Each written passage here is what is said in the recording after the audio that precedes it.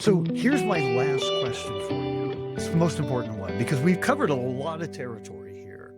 But for the C suite executives that are tuning into this episode, if there was one thing that you wanted them to take away from our conversation today, what would that one thing be? Yeah, and I don't want to sound like what everyone is saying a lot, but I'll reinforce it just through my own experiences. If we look at ABM, it's an evolving science. And I think everyone, like with AI, are looking for the proven model. I just want to turn it on and it works. The packaged software application ultimate promise.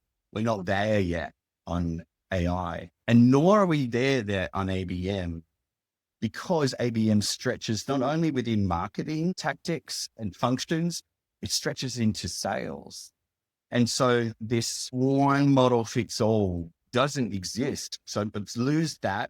Like, just know this thing evolves, AI will add to it, or, present new possibility, but new challenges, if you don't have the skills to make it happen. So for me, it's that. And I'll reinforce that. Like when I first started doing ABM, it was a one-to-one motion.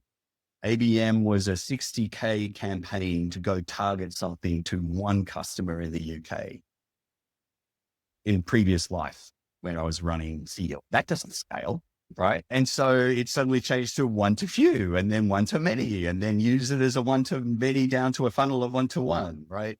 So it's born through lived experience that this thing can deliver, but be open-minded to see it evolve as a science, and how you need to evolve with that and be open to it.